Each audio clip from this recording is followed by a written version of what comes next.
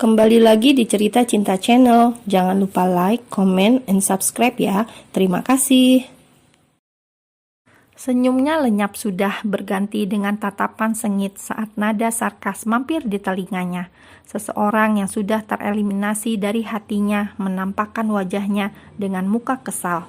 Namun Biru tidak peduli. Cih, bahagia di atas penderitaan orang lain. Setelah lo buang gue dengan seenak hati, sekarang lo dengan gamblang mau mempublikasikan dengan yang baru.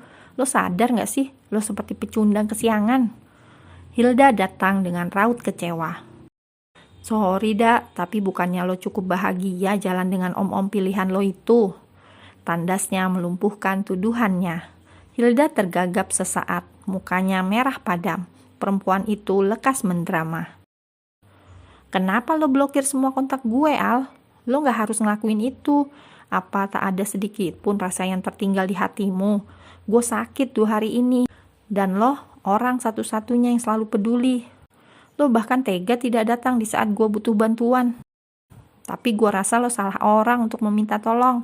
Karena ada perasaan seseorang yang harus gue jaga. Inggit.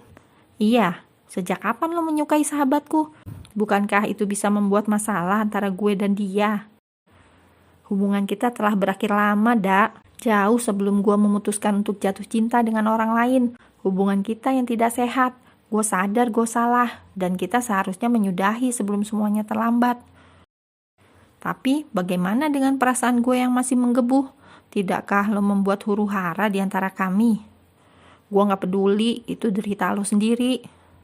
Bagaimana kalau ada kehidupan lain di rahim gue?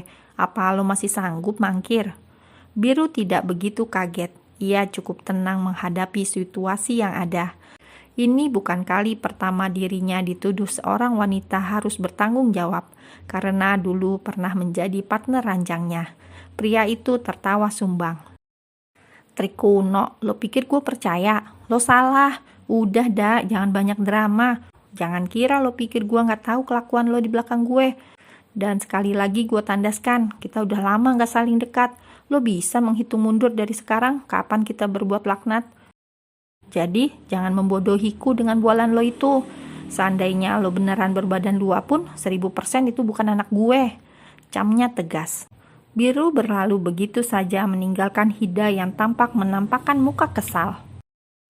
Perempuan itu langsung mencari Inggit. Siapa lagi yang tahu catatan hitamnya selain sahabatnya itu? Sejenak Hilda merasa menyesal pernah menjadikan perempuan itu tempat curhatnya. Ia masuk ke kelas dan langsung menarik tangan Inggit dengan tergesa.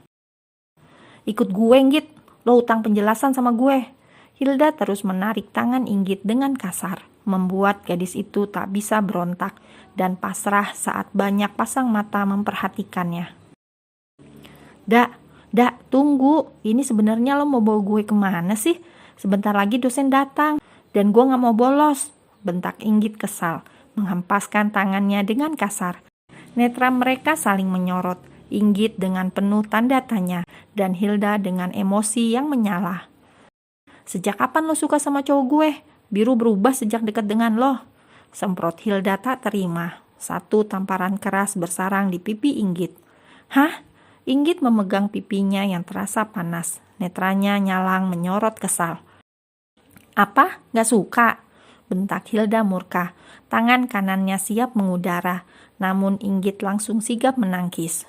Gue bisa jelasin semua, sejelas-jelasnya. Tugasnya mulai kesal. Ya, lo emang wajib jelasin.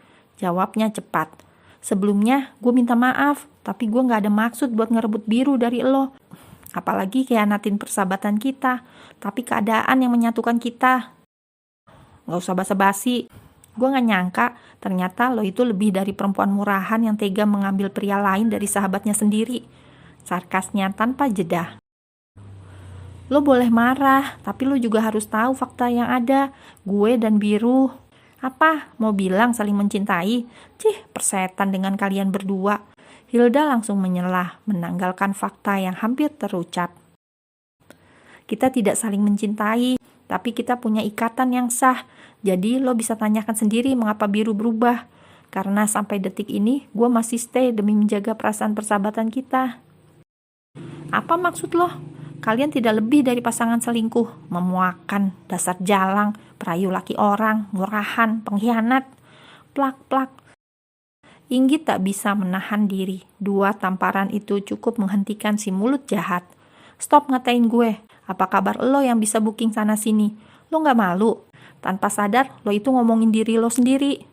Inggit tak gentar. Dirinya jelas tak terima dikatain sedemikian rupa. Sialan lo. Hilda siap meluncurkan tangan kanannya. Lagi Inggit berusaha menahan dan menghempaskan dengan kasar. Kali ini Inggit benar-benar kepancing emosinya. Lo berani ngelawan gue? Bentaknya sekali lagi. Tangan Hilda mengudara. Dengan gerakan cepat, Inggit menangkisnya lagi. Gue gak suka kekerasan, tapi kalau lo mancing, gue pasti bales. Kalau lo ada masalah, bisa tanyakan baik-baik. Gak gini caranya. Lo sebenarnya hanya membuang waktuku saja. Gak usah pura-pura bodoh deh lo, masih nanya lagi, dasar pengkhianat, pelakor. Sarkasnya menjengkelkan. Hah? Lo menyalahkan gue atas apa yang terjadi pada diri lo?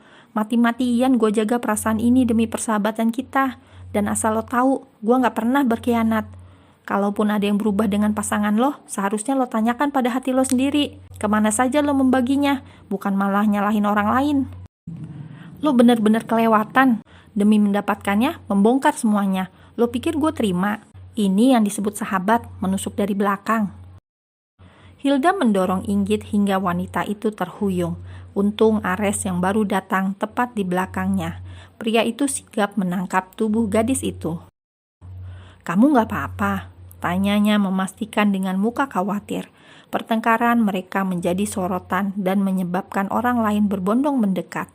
Karena sampai mengganggu ketertiban area kampus, keduanya pun digelandang ke ruang kemahasiswaan untuk diarahkan. Cukup lama kedua gadis yang berkongsi sengit itu mendapat wejangan hangat dari pimpinan fakultas. Mereka hanya diam tanpa menyela. Tak ingin banyak pasang mata menaruh curiga, terlebih urusan privasi yang sangat riskan. Baik Inggit dan Hilda memilih berakhir dengan berjabat tangan. Tapi itu hanya berlaku di ruangan kemahasiswaan saja, sebab dalamnya hati masih membara. Keduanya diberi peringatan sanksi lisan dan tulisan, sebuah surat pernyataan dan peringatan tegas untuk tertib di area kampus yang notabene tempat belajar. Apabila kurun waktu yang ditentukan mereka berdua terbukti mendapat pelanggaran, keduanya akan diberi sanksi lanjutan. Saat keduanya keluar dari ruangan, nampak Biru dan Ares menanti di luar dengan cemas. Di sini tak bisa ditutupi lagi. Dari arah manapun, Biru nampak sangat khawatir mendengar pertengkaran keduanya. Git, kamu gak apa-apa? Apa Hilda menyakiti kamu? Tanyanya cemas. Inggit menyorot malas. Ia berlalu begitu saja tanpa kata, meninggalkan Biru dalam kecemasan, dan Ares yang berdiri tak jauh darinya. Wow, sok perhatian, tapi dicuekin, kasihan. Suara sumbang itu cukup mengusik pendengaran Biru. Langkah yang hampir terayun terpaksa berhenti dan berbalik menghadap wanita yang tak ingin lagi ditemui. Apa yang lo lakuin ke Inggit, Dak? Lo kalau mau marah ke gue, jangan lampiaskan orang lain, jangan libatkan dia. Itu karena lo yang mulai. Gue pasti balas rasa sakit hati ini. Hilda berlalu dengan perasaan marah, jelas tergambar di sudut mata Al. Pria itu begitu khawatir dengan Inggit. Bahkan dengan dirinya dulu, Al tidak pernah peduli. Lo gak apa-apa? Okta teman sekelasnya yang belakangan dekat menghampiri. Inggit memilih menepi di ruang perpustakaan. Gak apa-apa, Tak. Kalau di sini, bukannya kelas udah mulai. Dosennya gak datang, cuma ngasih tugas kelompok. Lo sama gue dan juga Hilda, jawabnya jeda. Males banget bareng dia. Celetuk Inggit tak semangat. Kalian sahabat, ada masalah. Terlihat seperti musuh yang berseberangan arah. Lo lihat semuanya. Okta mengangguk. Lo percaya dengan apa yang lo dengar? Bukankah Biru itu emang playboy? Gak salah sih, cowok ganteng dan setajir dia. Emang wajar direbutin. Selorohnya ngeledek. Sialan, gue pikir lo bakal kasih solusi atau ujangan yang bijak. Nyatanya tak lebih dari menyebalkan. Hilda marah karena lo dekat dengan Biru, tanya Okta lirih. Gua dan Biru udah nikah, jawabnya meluncur tanpa beban. What?